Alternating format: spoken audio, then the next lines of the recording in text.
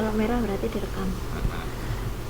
Oke, definisi komunikasi pribadi, antar pribadi, kemudian tujuan komunikasi antar pribadi, kemudian komunikasi antar pribadi sebagai proses transaksional, kemudian efektivitas komunikasi antar pribadi.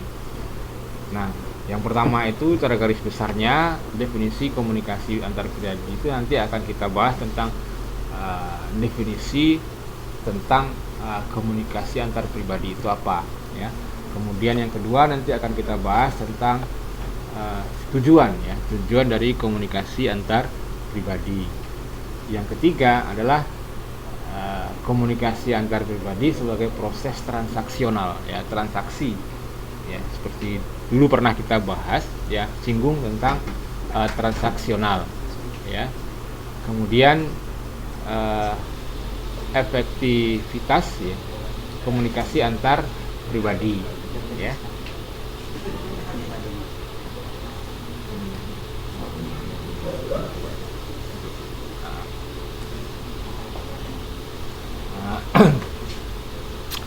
Kemudian coba kita lihat satu persatu. Nah, di sini kan definisi komunikasi antar pribadi. Ada tiga perspektifnya. Ya. Pertama, perspektif komponensial, yaitu perspektif yang melihat perkembangan komunikasi antar pribadi dari komponen-komponennya. Komponennya apa aja? Untuk komunikasi itu terdiri dari apa aja? Pengirim, penerima. Nah, minimal ada pengirim, Penerima. ada penerima, ada media atau saluran. Recording, pesan, saluran. Nah, itu yang dinamakan dengan komponen, ya. Komponen itu bagian-bagiannya, ya. Begitu juga nanti yang kedua, perspektif perkembangan, ya. Kemudian yang ketiga adalah perspektif rasional, ya. Jadi berdasarkan rasio nantinya yang melihat komunikasi antar pribadi dari hubungannya. Coba kita lihat satu persatu, ya. Nah, komunikasi antar pribadi, ya. Kalau kita lihat dari komponennya, ya.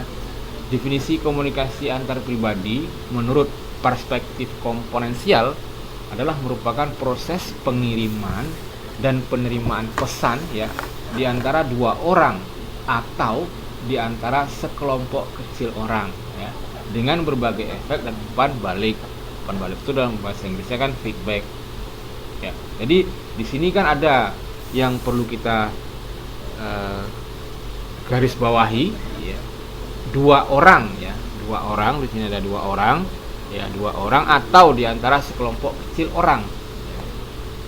Jadi di sini kan minimal jadinya kan minimal dua orang, ya, dengan berbagai efek dan umpan balik, ya. Kemudian dalam definisi ini setiap komponen harus dipandang dan dijelaskan sebagai bagian yang terintegrasi dalam tindakan komunikasi. Jadi artinya gini, komunikasi antar pribadi si pengirim, ya, dengan si penerima, suatu saat si penerima itu akan bertindak juga sebagai si pengirim. Begitu juga si penerima, pengirim suatu saat akan berfungsi sebagai penerima, ya. Jadi itu artinya, jadi tidak mungkin, ya, komunikasi ini monoton. Misal saya komunikasi dengan Anda gitu kan, saya aja ngirim kan, Anda nerima, satu arah jadinya kan. Itu contohnya apa dulu? Ya, itu berita komunikasi massa itu loh, ya kan, satu arah aja. Nah, itu yang tidak ada baliknya. Nah, kemudian lanjutkan. Nah, komponennya komunikasi antar pribadi satu, ya. Nah, di sini bisa Anda lihat juga di modul, tapi di sini juga bisa Anda lihat karena di sini sudah bisa tulis, ya. Pertama, pengirim, penerima, ya. Dikatakan di sini komunikasi antar pribadi melibatkan paling tidak dua orang, ya. Coba kita ngantuk dah. Kelihatan ya, Pak, ya. Antuk. Udah tidur ya tadi, Pak. Kemudian itu sama. ngomong. Kemudian santai aja ya, santai Iya. aja, relax aja kita Saya nggak ada minum. Iya. Oh ada makan. aja.